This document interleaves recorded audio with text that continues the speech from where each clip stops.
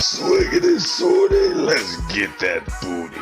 Okay, y'all, welcome back to another episode of the Slim Cogcast. It is and it's a lot of stuff been going on this week. We have not done any anime this week. Rather, I decided to catch up on some DC original movies because I've been lagging behind on that for like the past, I want to say, year or so. I think I missed most of 2019 DC original movies. And went back and watched those and whatnot. But before we jump all the way in, because there's a lot of stuff about Naughty Dog and a lot of things been happening with Evo. But before we hit it, I know y'all ready to hear about it, but I gotta let you know something. Hello, my name is Slim Cognito, and unfortunately, I'm black. Now, these DC original movies. First, I want to cover those. I took the time to watch Suicide Squad: Hell to Pay, which was, at first, it was a nice, decent watch, something enjoyable on a good Friday night, maybe with a nice little drink, or, on a barbecue night, something like that, just a wind down, good feel good movie if you just feel like watching something, that's enjoyable with some cape stuff, because I love my heroes. And man, turned out I end up loving it, man. It's I'm not gonna spoil, I'm not gonna go into the whole the spiel about it, but basically, Black Spider, amazing character. They did him right, super right. And the fact that they showed another side of Amanda Waller being afraid to die, so the cold exterior is just a decent front. I like the idea of that. So it's all welcome. And the last thing I'm gonna tell you, which is I don't want to tell you, but it's a huge spoiler. But it's a sequel to one of the DC original movies, which happens to be my favorite one, that I don't want to tell y'all about. But if you watch it, just look at every detail and wait until you see it, because the reveal is huge. They delayed the reveal so that way you're gonna look at the rest of the movie that you've seen up until that point differently with what you find out. And I don't want to spoil it, but it's hella worth a watch. You're gonna think it's just an original spin-off story, but it's actually a sequel. So enjoy. Go ahead, check that out. Suicide Squad: Hell to Pay.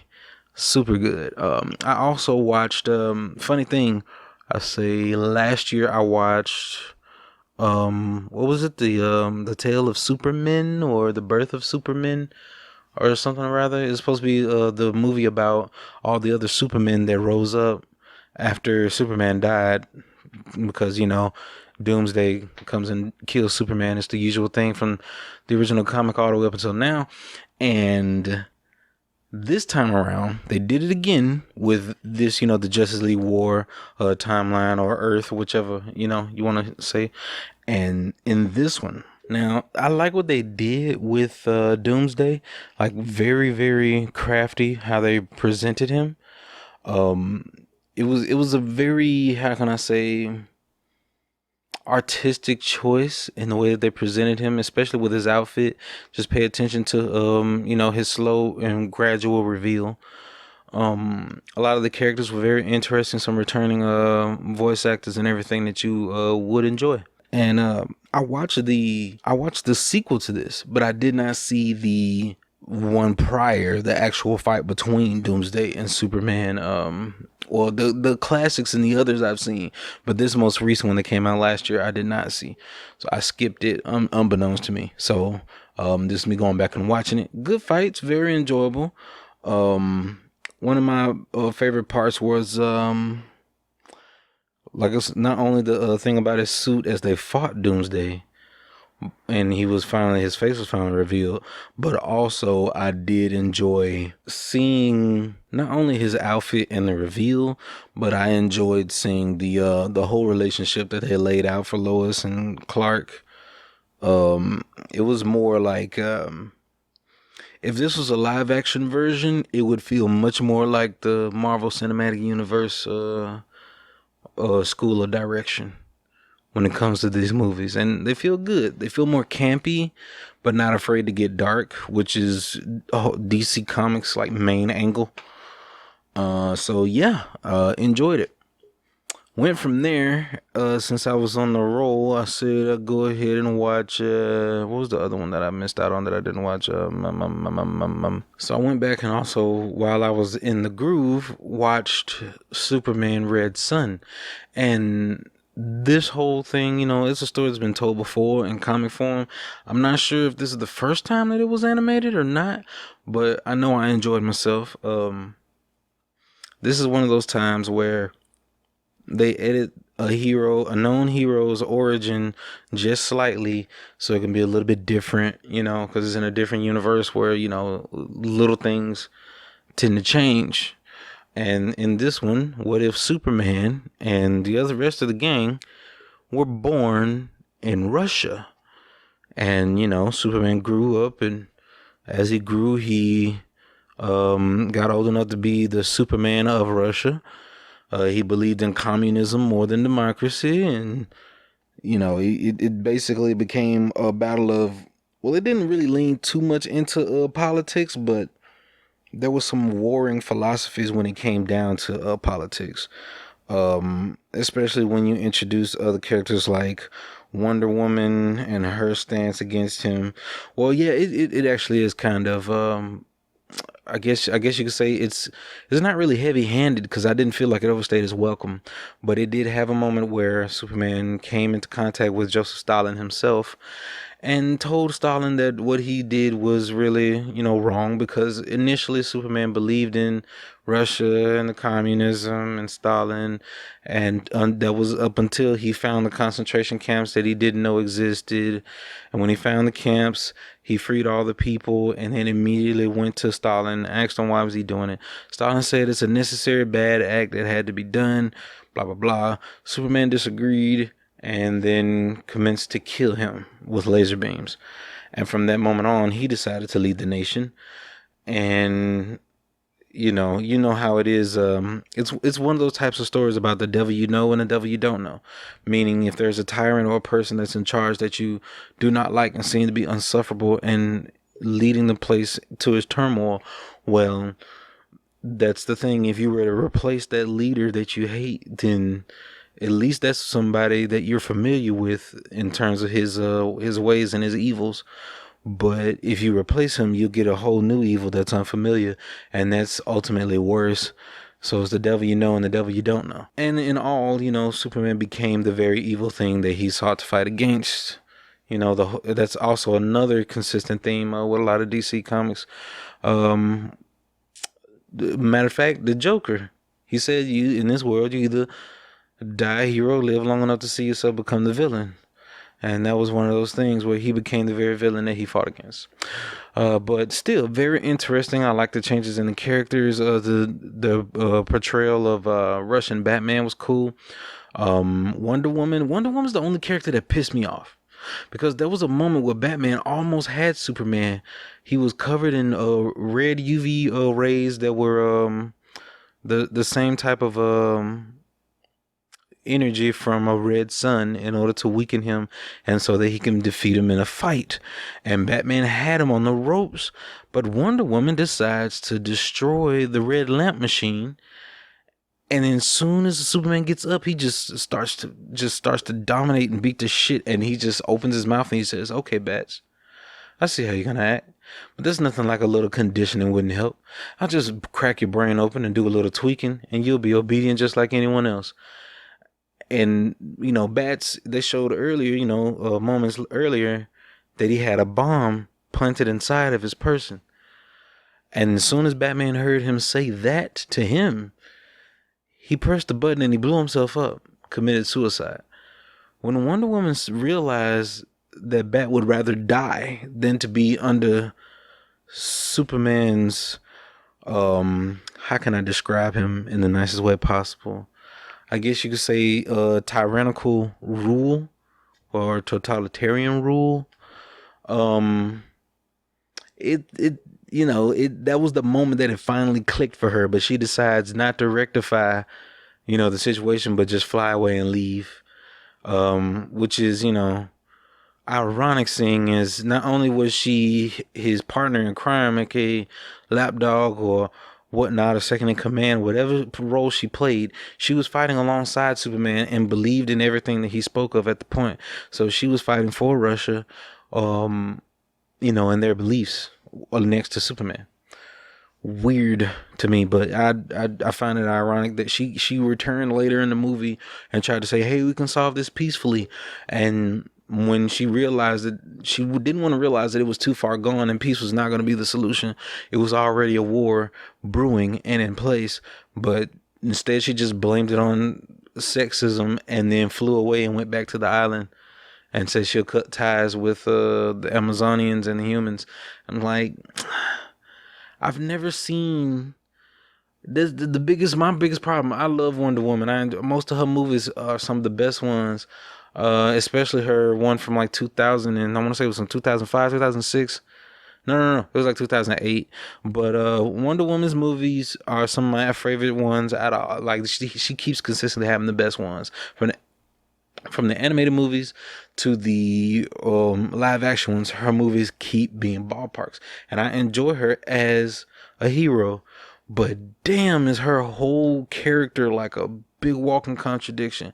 Like, they're trained to be warriors and trained for conflict, trained for war and combat from childhood well into adulthood, and yet she goes to the real world, sees war happening day to day, sees conflict and fighting happening every day, and then suddenly she just says, "Is something wrong with this world?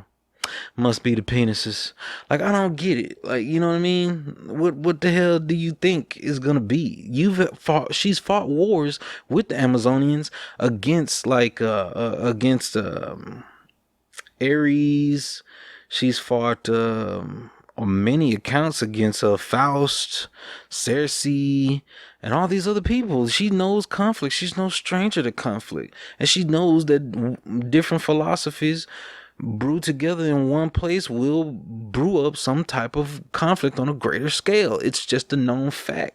It will boil up to a head. But for some reason, she just walks over to Earth and thinks there's something wrong then, because there's a different factor from her home.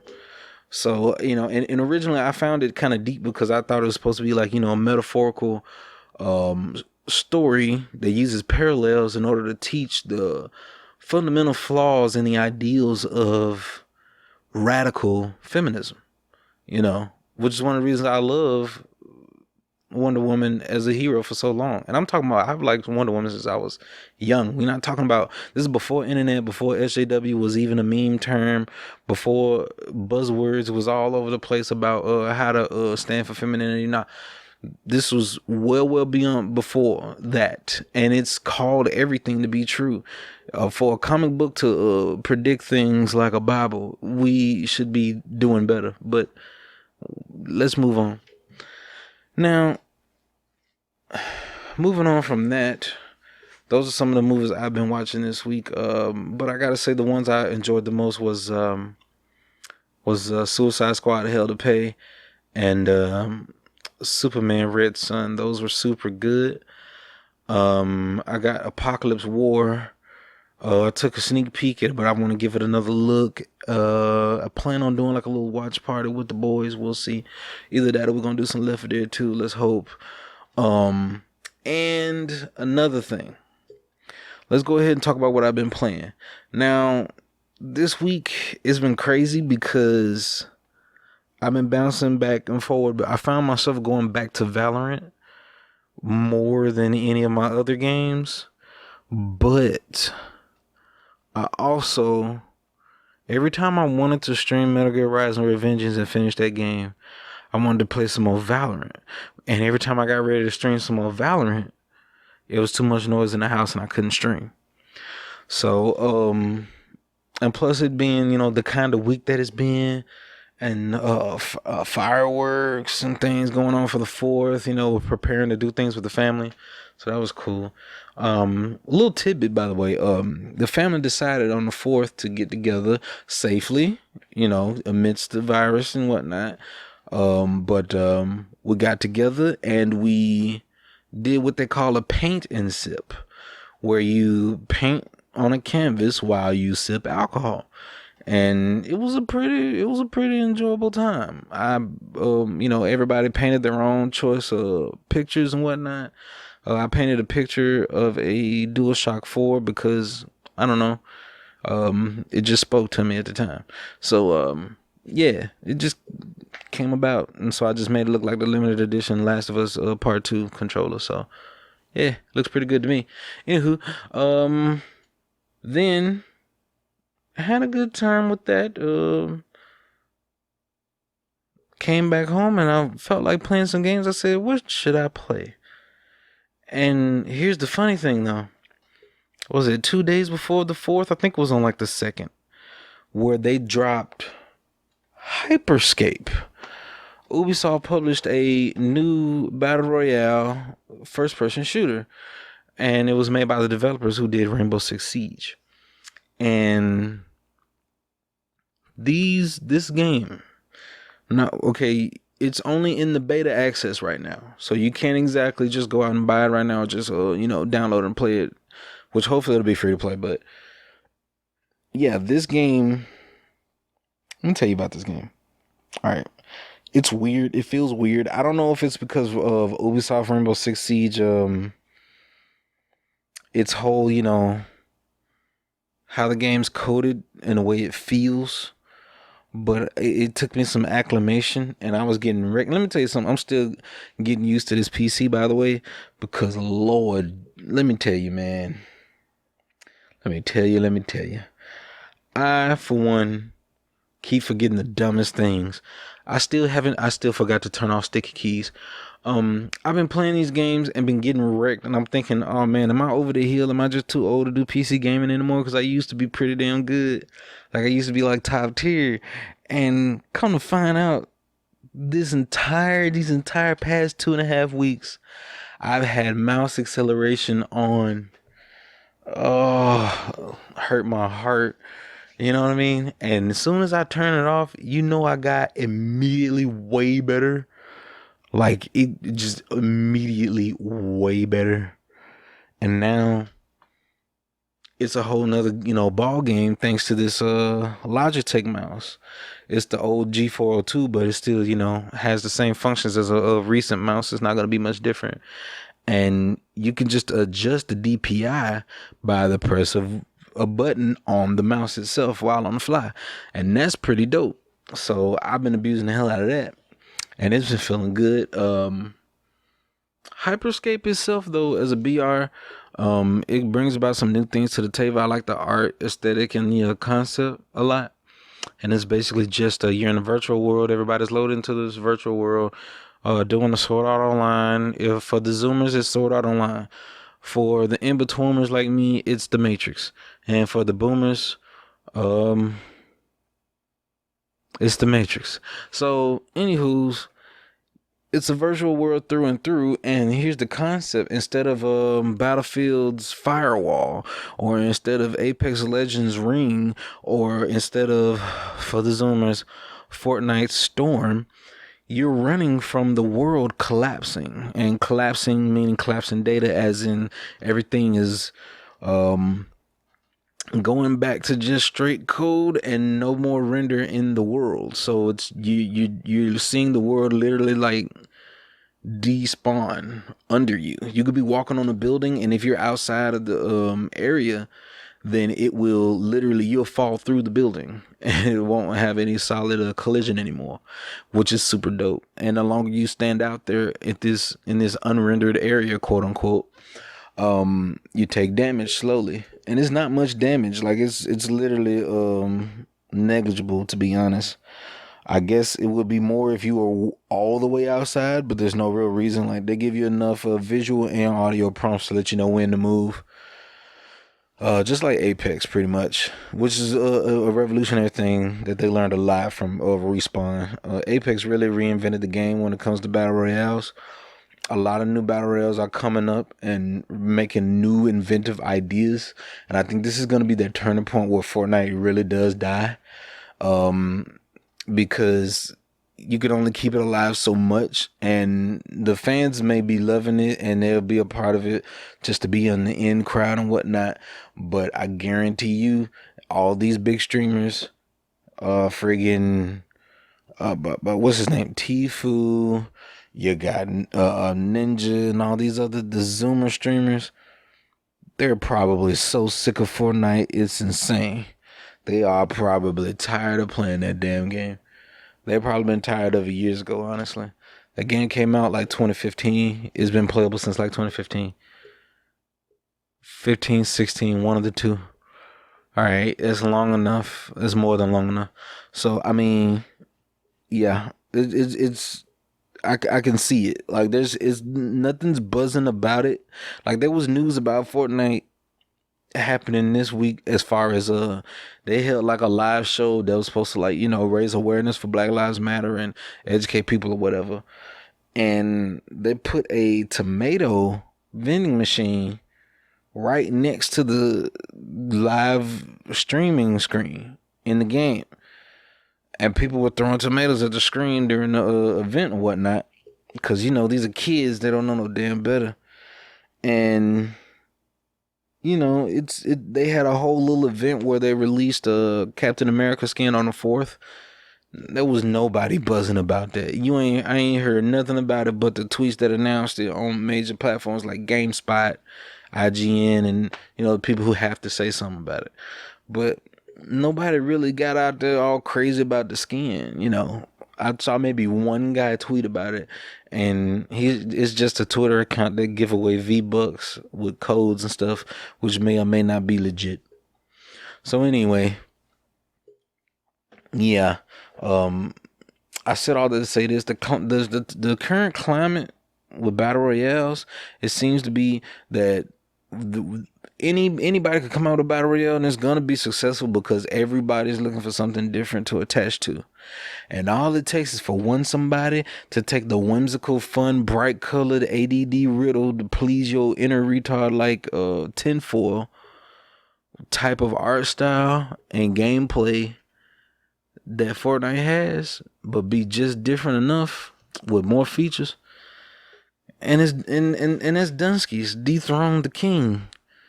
Hell, I got the Epic game, Epic installed, Epic Games installed on my freaking hard drive, and it's literally there for the free games. And that 1 week that they gave away GTA 5, but there's nothing. I barely opened it for anything else. I downloaded Fortnite one time to be in that what was that the concert, and the concert sucked ass. Because none of them has been like Travis Scott's concert, and that's the one I missed. But aside from that, I don't have anything else on here except for the free games they gave away, and no interest in really playing any of the others. I downloaded Smite just because Avatar the Airbender was supposed to be added to the game, and I still I hadn't even booted it up yet. So it's just weird to me. It's just weird to me. I don't know what Epic is gonna do, but they need to be doing something. They need to get off their ass. Now, to get right down to it, instead of talking about, you know, the industry itself, Hyperscape. The weapons, they feel good enough to use. Everything's hit scan as hell. So missing shots is completely the player's fault. I'm still getting completely acclimated, but I am doing better. I've been slapping people in the Apex and everything else, you know. My Valorant, I've been doing amazing in Valorant as well. Playing a lot of Reyna or Phoenix. I want to try out Jet, but everybody wants to play Jet. It's going along. Oh, and my Sova's pretty dope too, so peep that when you get the chance. Other thing about Hyperscape though, the one thing that bothers me about Hyperscape is you can easily get clapped when, like, there's no escape options unless you have a certain set of hacks. You know what I mean? Like, if you're good at your movement, which I am, like, my movement is top notch and always like super quick. But my issue with it is, if your movement even if it's top tier, it's not going to be enough to disengage you from a fight. The only way you can disengage from a fight is if you have a certain number of hacks. Now, this is just a personal gripe because that's good balance in my opinion, because it keeps people from cheesing fights since it has auto heal. It has a self-generating health. So yeah, health regen is a thing in a battle royale, and it has a very delayed activation, so it's pretty fair. But you still have some who can still cheese it. Like if you put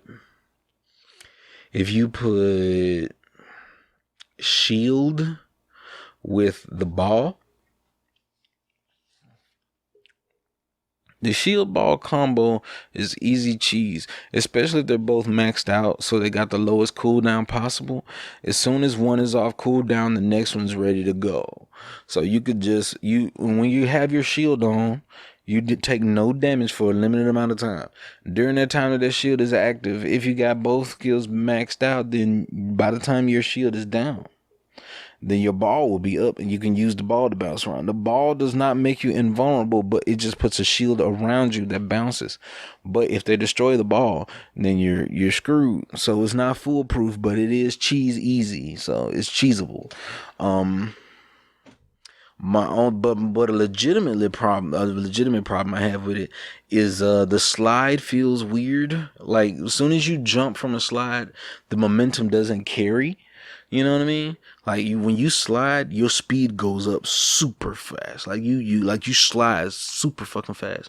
But as soon as you jump, it brings you back down to your normal walking speed, and it feels weird. It's kind of jarring, but I see why they did it. Even though it feels weird, I see why they did so. Because if they didn't, then people would be all over the map sliding and skating everywhere and just pop dead. And you wouldn't be able to kill them. So that's called balance right there. And I respect it. So this might be one of the best balance games come out of Ubisoft when it comes to multiplayer. Because they've been having a shit track record for that. All those Assassin's Creed multiplayers, hella unbalanced, boy. All those well, I can't speak for Rainbow Six Siege because I hadn't really played it, but the little time I did know about it back in 2017, boy, I've been hearing people talk about operators being fucking broken. Someone told me about an operator that had a shield on their gun and it was just dumb. So yeah, I can't really speak on that, but yeah. This might be the most balanced game that Ubisoft has published. But in terms of balance, though, Apex got that like on lock. You know, despite the fact that they got so many wide range of characters, to choose from with different abilities, they're pretty damn balanced. So yeah, cool. Moving on from Hyperscape, don't want to talk about that too much because we got a lot of news. But that's mainly what I've been playing this week, like a whole lot of that. I've been wanting to jump back into Okage Shadow King. If only Hyperscape didn't come out this week, because I knew I was going to have to cover it. A brand new Battle Royale just released around the 4th. So we got two big things that we got to talk about. I had to talk about that, and we got to talk about the fighting game community. So that being said, let's jump right on into the news because it's a lot of shit, man. Here we go. First thing on the docket, Kojima teased at his next game again. He was just talking about how he was talking to I forget his name, Koichi, the guy he's working with, but they're basically communicating over iPhone, talking about what they're going to do, keywords and themes that they're going to be carrying through the game and whatnot. So not that much to read into. It's literally about the entire article right there, summed up. So I'm looking forward to that. I'm a huge Kojima fan. Still want to play Death Stranding. Got to. And apparently it's coming to PC. And they said it's going to be running at 4K 60 frames if you got the graphics card for it. Although in my world 4K is a meme. It's not that necessary. A picture is vivid enough. We good, fam. So going from that, just to let you know, I'm looking forward to it. Ubisoft reportedly places executives on leave amid abuse allegations. So apparently there were several anonymous accusers that accused two of their executives, under investigation. Two of their executives going to be under investigation, saying that they have accused them. They've accused them of abuse, whether it's been sexual harassment, racial, or what have you. So the publishers say that they're going to get to the bottom of it and crack down on that. And yeah, there you have it. It's really not the biggest news. To be honest, I don't know why this is an article. It sounds like it's just a company performing HR procedures. Why are you telling us? Just to let us know that you do it, or to let us know that you're willing to do it this once so you can look good? Anywho, moving forward, Nintendo president apologizes for Joy-Con drift, can't comment further due to ongoing lawsuit. The lawsuit is still going strong, like fire stoked on a grill. People are still trying to get a lawsuit out of Nintendo because of Joy-Con drift. And for those who don't know about drift, analog stick drift has been a real thing for almost forever. It's been analog stick drift since the first analog stick. Even the N64 stick would drift at times. And what drifting is, for those who also don't know, it's that effect where an analog stick is worn out to the point where it would, when you lay it down neutrally, just in its default state, and don't touch the stick, and it's moving on its own, when it's off center, off kilter, that's where it's just, not able to function proper. And this has happened on the N64. This has happened on the GameCube controllers, Xbox controllers, PlayStation 2 controllers, PlayStation 1 DualShocks 1, 2, 3, and 4 all have analog stick drift since the beginning. I think I've told you this before on a previous podcast, but the GameCube tried to work around this, actually, which is the most innovative at the time, because that was only the second console that had an analog stick from Nintendo. So what they did, GameCube controllers would default the 0 position of your analog stick when you plug the controller in. So once it's plugged in, wherever you have the stick sitting at, it's going to read that at 0. So you don't touch the stick, you plug it in, and you're fine. If there is a slight drift to your stick, then, and it's moving a little bit to the left without you touching it, once you plug it into the GameCube, it'll recognize that and say, okay, well, we're going to say that that's your 0 position. And it'll affix it and bring the axis over to the right just a taste, so it can still feel like it's a correct, or to the left a bit, so it won't feel like it's already, it's a little bit off, and that'll balance it. It's actually pretty revolutionary. I don't know if they do that these days, but it's a pretty nifty piece of convenience, coding convenience. All right, but an apology is not gonna do it though, because although most Joy-Cons are interchangeable, you can just buy a new pair. Though most people wouldn't want to because they aren't that cheap.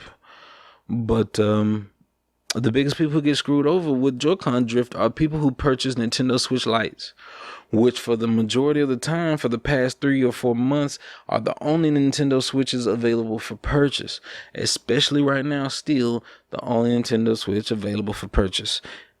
For a fair price, that is. And the thing about the Nintendo Switch Lite is the Joy-Cons are connected to the console seamlessly with no feature to detach them and replace them. So if that analog stick goes bad, that whole freaking console is ruined. And you're SOL. You're FUC. So it's oh well. So your apologies don't cut it for that. As much as I'm a Nintendo stan, I ain't no fool. I'm sorry, y'all. You gotta do better. Discord is rebranding to shift away from gaming. Now, This is a smart move, but we can't lie, it's not bittersweet, we can't lie like it isn't. But apparently their investors and shareholders into Discord want to see it grow so they can have a better return from the investments. Because if you consider, what Discord's brought us, it's a much better user-friendly experience than Skype ever was. It's the best features for voice chat, VoIP software, and text chat. It's just all around better. And its integration into gaming just cemented its position. It strong-armed its way onto every hard drive and phone available. So we can't do without it at this point. And because of such, they have to grow, and we can't blame them for it. Because also another reason why is because of there's a lot of Discord servers that aren't just for gaming. There's some Discord servers that are made for art. It's made for music, made for film, made for just feeling like you're smart. Like there's a literal Discord server called The Intellectualist, like no joke. All types of stuff, books, reading, literature, all types of different Discord groups are out there and servers. So find the one that you like and hop right in if you didn't know. And there you have it. Yeah. Crash Bandicoot 4 confirms there are no microtransactions. A lot of people thought that there were going to be microtransactions in the new Crash Bandicoot 4. It's about time. Which literally was just something that went off. It was a slight, it's a double negative. It thought that it was microtransactions because they had like some added on DLC, free DLC, skins that you can put on Coco and Crash. But, that's not going to be any microtransactions in the game, though. But they did say that the game is going to contain more than 100 levels, which is bigger than all of the games combined, all the previous Crash Bandicoot games combined. So that's going to be dope. You're going to see a lot of content on that online for sure. Moving forward, The Last of Us Part 2 has become a minefield. Oh, hold up. I'm gonna go get me a bottle of water. I'm gonna have to wet my whistle for this one. Okay, so when they talk about minefields when it comes to The Last of Us 2, here's what it is.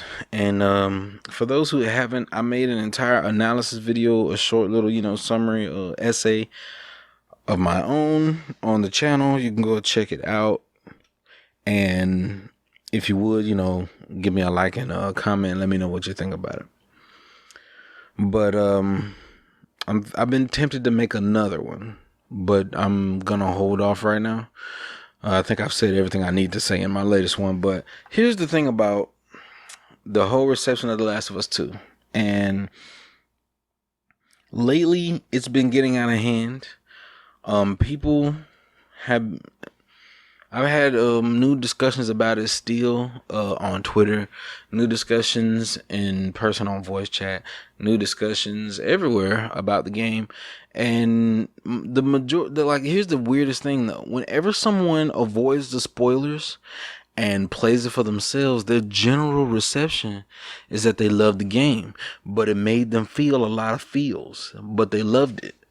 But anybody outside of that realm, like if I don't know if they actually played the game or if they have some type of huge following on YouTube or something, or a huge following on Twitter, they unanimously just say they hate the game, or it was unnecessarily sad, or it was too much, etc., etc., etc. And it's weird to me. I'm trying to draw a correlation between, this bit of information I have, but I'm trying not to just, put everybody in a box either. But it just seems that the majority of people complaining about it on the internet either didn't play the game, or they bought the game, didn't finish it, and just spread it in somebody else's opinion on it. And, afraid to be left out on the cool crowd. I don't know what it is, but they are not genuine opinions. Like it sounds like I'm just throwing away anything that does not agree with mine, but I hate to say it, but I have not seen anybody bring forth a reason, some reasonable, conclusion to say, to reach the point and say, well, this game did not do XYZ, or it was unnecessarily 1, 2, 3. I didn't find anybody just bring forward an argument that was actually agreeable. Like every time I would watch one of those review episodes, I would lose energy because they would make stupid claims and I'd say, no, that's not it. Or it was a complete misunderstanding that they just passed off as their professional, critique, or the fact that they're still taken aback by this. Like I had to, it crossed my mind today. Yesterday, actually, excuse me, somebody on Twitter, responding to, I think his name was G-Man Lives, saying that The Last of Us 2 is one of the most depressing and sad games I've ever played. And that's just all he said. And somebody just up some comments and said, yeah, and it shouldn't be like that for a video game. They're wrong with it. And I'm like, what? What do you mean it shouldn't be like that in a video game? What? Do you even play video games, boy? There's been hella depressing ass video games. Final Fantasy got some real depressing ass plots, yo. Like, there's some stories in Final Fantasy that make you fucking sad. Final Fantasy 15 was sad as hell. People just so caught up in trying to hate on it with the fucking memes that they didn't actually pay attention to the story. But Final Fantasy 15 had a sad ass story. A story about brothers who grew up together and have each other's back and fight to the end and even die for one another. And yet and still, it didn't work out. Like, the villain won. Hell, I had to bring up Max Payne. Max Payne, a game that came out on the PlayStation 2 way back in like 2000 and what? 2002? Where in the first minutes of the game, he walks in his home and sees that his newborn baby, only maybe a few months old, has been murdered right next to his wife. They murdered the baby so the baby wouldn't scream and holler and alert his wife and then go and kill his wife. You kidding me? Dude, come on. You don't even watch Black Mirror. I'm sure y'all are a bunch of pussies. If y'all couldn't handle Joel being killed in the first 2 hours of The Last of Us, don't watch Black Mirror. That should have make you want to kill yourself in that case. So steer far away from that.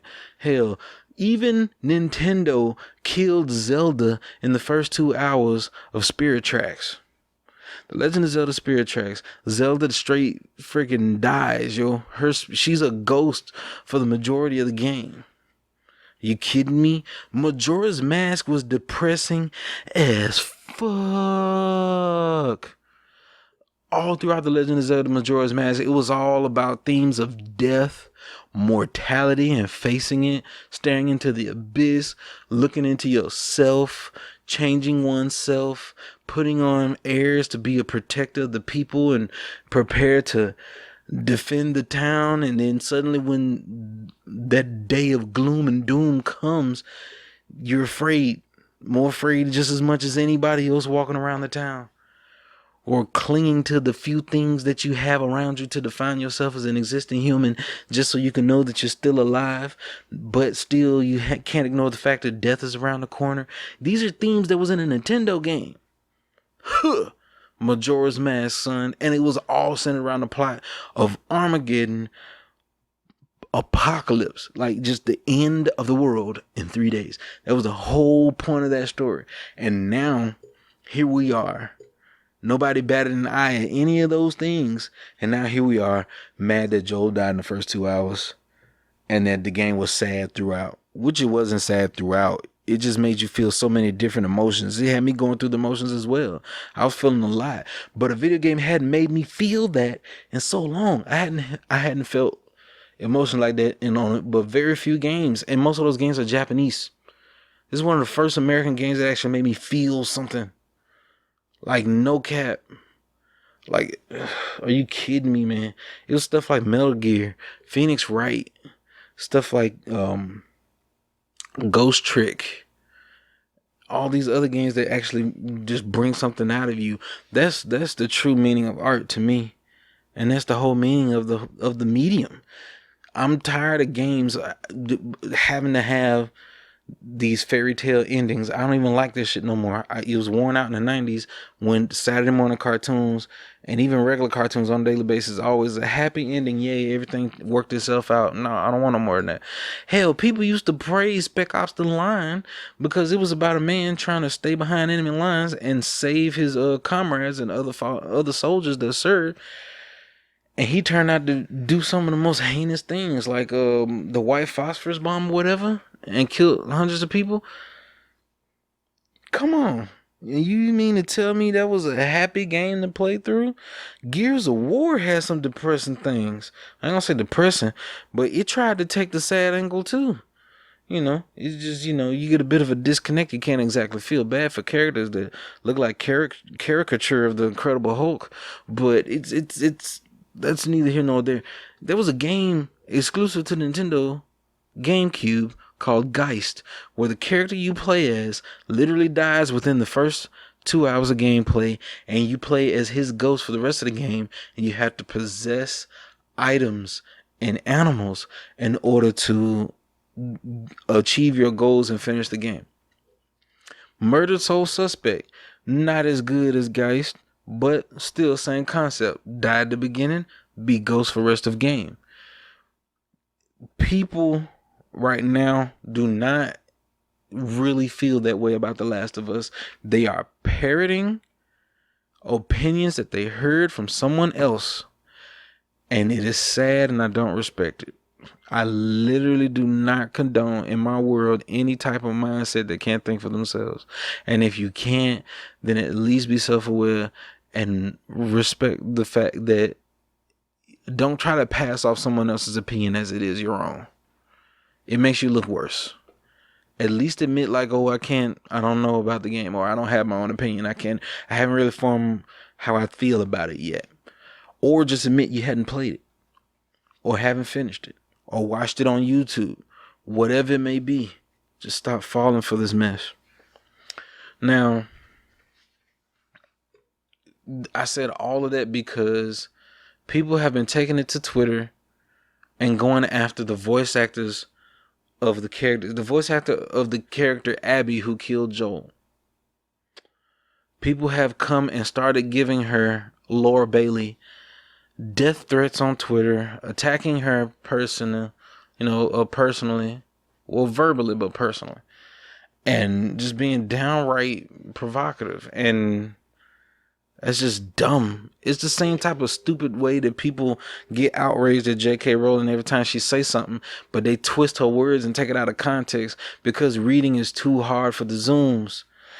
And even if it was before that, let's just be real, they doing it for the clout, They want people to bandwagon and hate mongering and starting up, lynch mobs and witch hunting trials is what gets you clicks, follows, and likes. So it's just call a spade or a spade. But it's getting out of hand and they doing too much. They need to chill. All right, they need to chill. Now,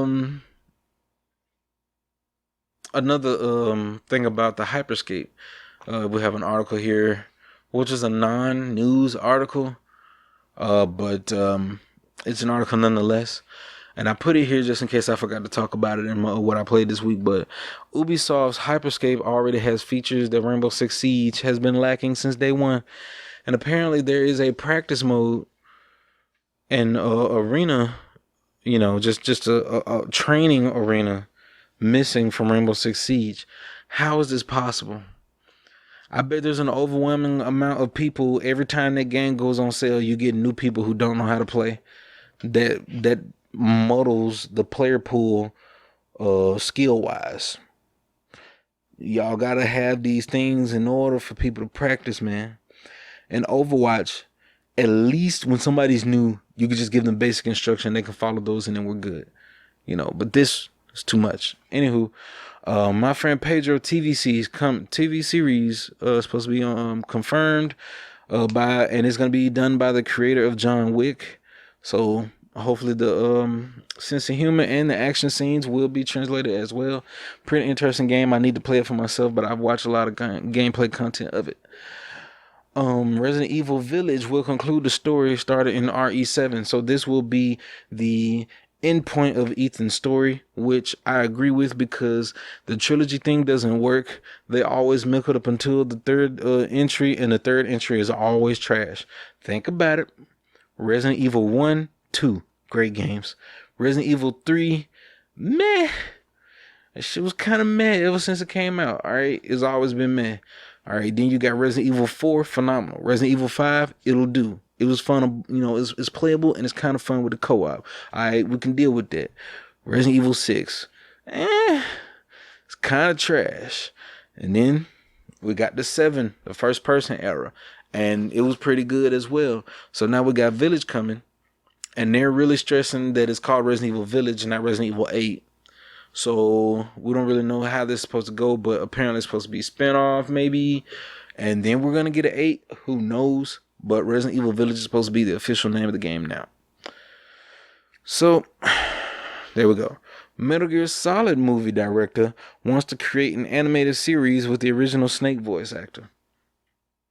And I included this because I can't disagree with that. I mean, we appreciate what's his name? What's his face? I forgot who they got to replace to play the new voice of Snake from Ground Zeroes onward.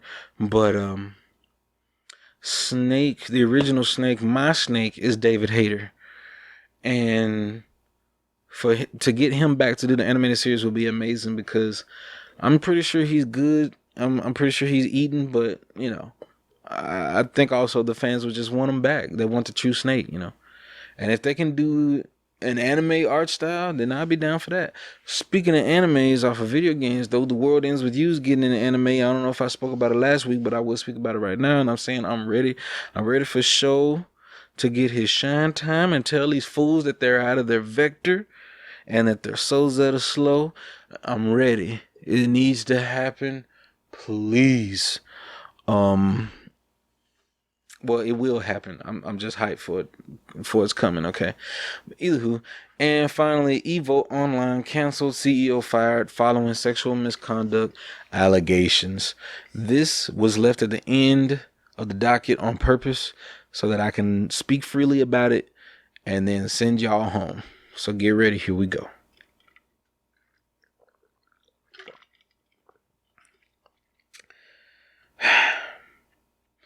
Okay. Apparently, there's been a chain of twitlongers released related to the Smash Brothers community and the fighting game community about contenders and players, professional players, who spoke out about, I guess you could say, sexual harassment and borderline molestation. And these things are very terrible. I don't even want to. Hopefully Google and the algorithm doesn't hate the fact that these words are used, but I had to speak on it. These are allegations, however. Now, some have come out and confirmed the allegations and admitted them. But it's crazy how, I see these things. It really gets to you. You when you think about it, because the Smash Brothers community, they've been fighting for years and years to be respected and seen as an equal in the fighting game community. And it's no denying that Smash Brothers is indeed on the level when it comes to being a fighting game. It's very deep, very mechanic heavy, and I'd say the only other games I'd say that really comes down to the high level mechanics like it on that level now equivalently. I don't mean like the overly complex games like Under Night in Birth or etc. But like I'd say Smash comparably would be on the level of like Tekken, because they both have a control scheme that's simplified just enough to where you can learn your character, and all it takes is hours of time devoted to find out every last detail about the moves that your character is capable of and what are their limitations. And therefore you go forward. There's more things at play when you bring about Street Fighter 5, Marvel, and all these other things. There's a much more overhead in the meta in terms of information to take in. So it's a lot. But let's not detract from the point here. The point is, a lot of people came out and admitted some things. In particular, a certain person, the first one I read was Zach, admitting to some things that happened between him and a fella named... What was his name?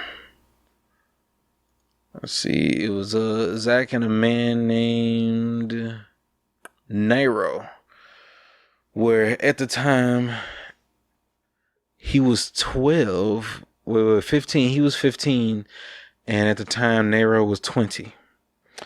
So he was an underage. He was a minor, and got sexually involved with this 20, going on 21-year-old, fighting game competitor, Smash Brothers competitor male.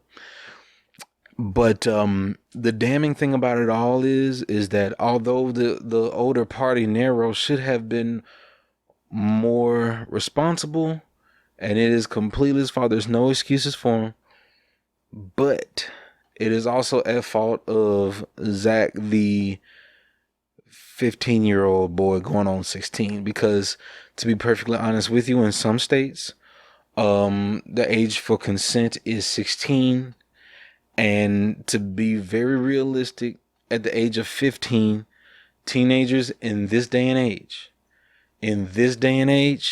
for the past several decades, well, it's really not fair to say, because in previous generations, things were happening at much younger ages.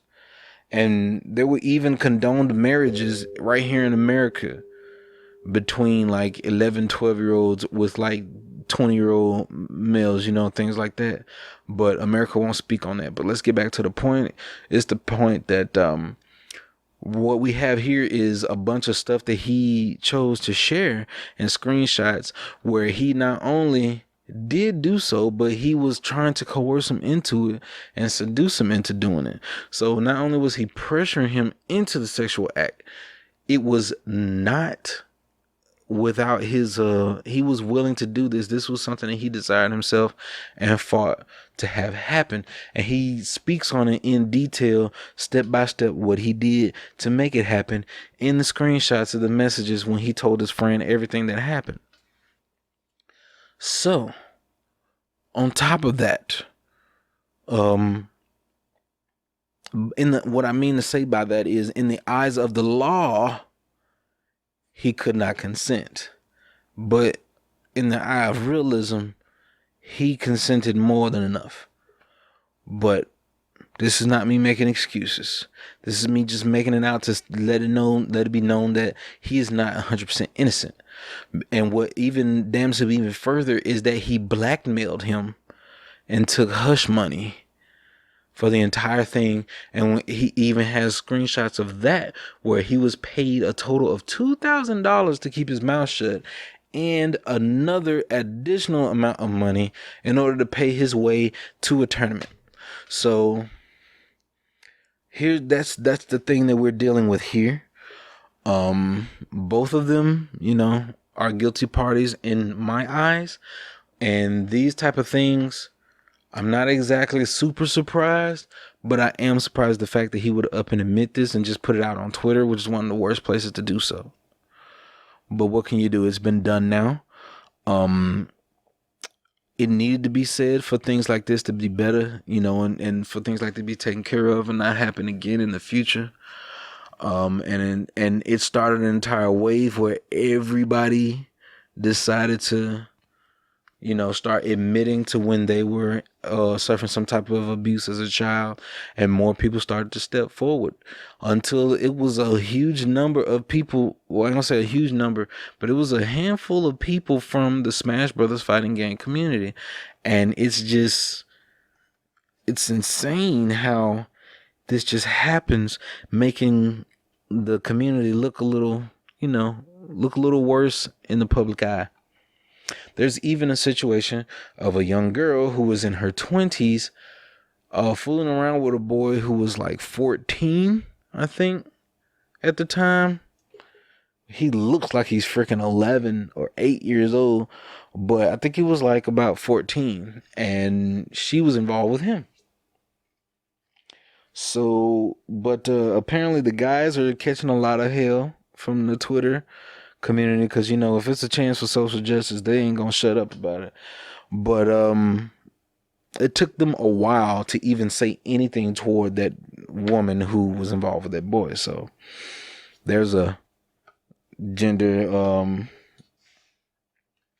dynamic there, or bias, I guess you could say. But anywho, all in all, the long and short is this: when it comes to these communities, things happen when humans meet one another.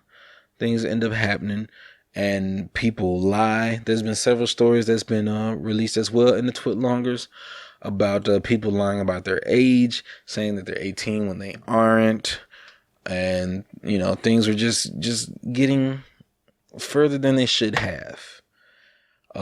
As my ultimate,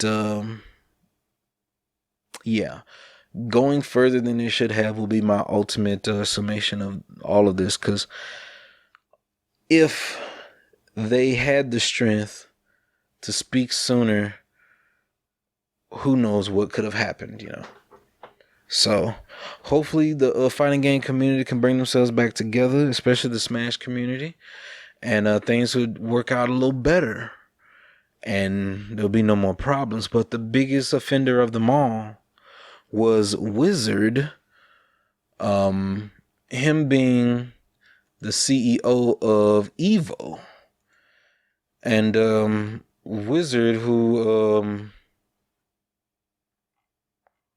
goes by the real name of what was his name? What was his name?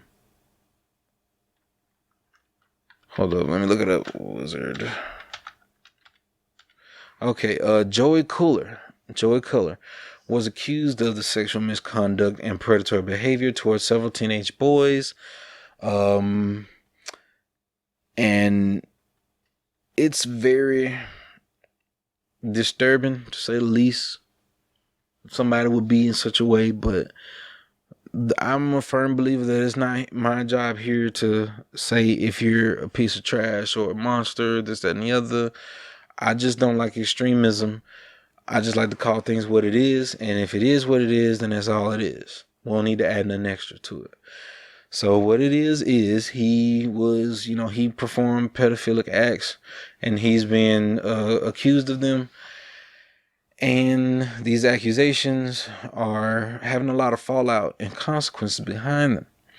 Whereas Evo, him being the CEO of Evo, caused a lot of supporters of these big name companies who have a lot riding on their reputation pulling out from the Evo events, because for one, they don't want to be associated with that type of press, and it makes sense. But if you like a good laugh, I will tell you that my own tinfoil hat theory is, I think that the Japanese company wanted to pull out of Evo, but since it's going to be online this year, thanks to COVID-19, and the Japanese don't want people to see how bad their net code is. So as soon as they found an excuse, they got it out and they pulled out immediately. But back on a serious note, basically, NetherRealm Studios pulled away, and they quoted this in a tweet. "We stand in solidarity with those who have spoken out against abuse. We will be pulling Mortal Kombat 11 from Evo Online. Next, Capcom right behind them, saying, in light of the recent accusations of misconduct made against Evo organizer Joey Culler, Capcom will no longer be participating in Evo 2020. Out of respect to those who have been affected and to the current investigation, we felt this was the appropriate course of action. We apologize to the players and fans who were looking forward to these tournaments.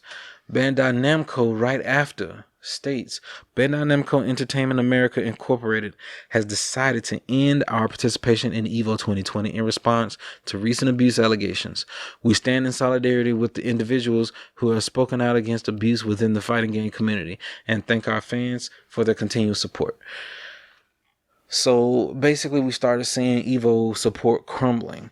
Now, the important thing is this: when it comes to these companies and they make statements, what they mean by that, the statements that they make, you have to look at the words, which is one of those things. It is what it is why that mindset helps so much, especially when reading legal documents. And these are stating that they won't be participating in Evo 2020. That does not mean any future Evos or other fighting game tournaments or huge or worldwide tournaments that will be held. That means most likely their support will be picked back up, but definitely under new management. And as CEO, he's already been removed and stepped down and abolished of the title.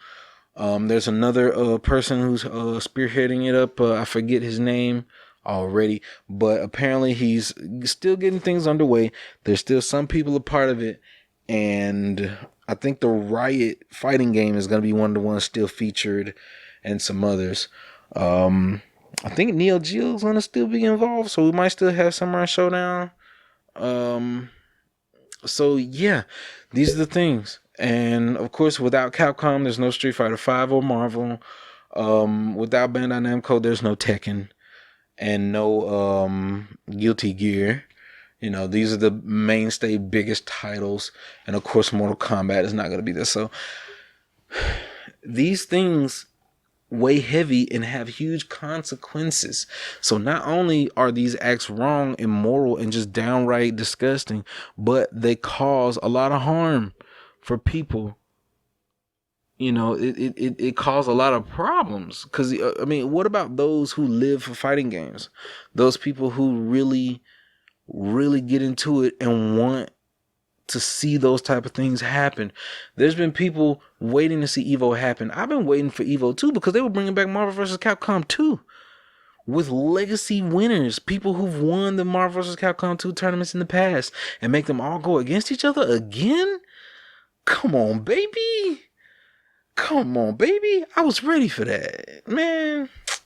Some bullshit. So yeah, just because this dude wanted to diddle some kids and tickle toes, that's some bullshit. But anywho, let's move forward. All in all, of course, I urge you guys not to just hop into the extremist pool and start shouting slurs and saying how disgusting somebody is and how wrong or low down someone is. And just realize humans are on this earth and not in the heavens because they are fucked up. They're flawed from the beginning. And I'm not here to tell nobody what they are. I'm just here to state what it is. This has been another episode of the Slim Cogcast. Y'all take care of yourselves. Check out my latest video on The Last of Us 2 analysis. And as always, stay safe. Alright? Can't save the world, but you can get that bag. Hey. You take care of yourselves. And remember the channel motto always. Intentions are the most important. Actions ain't nothing but loud. And words don't mean a damn thing. Peace. Sorry, bro. Come on, let's go! Last player standing.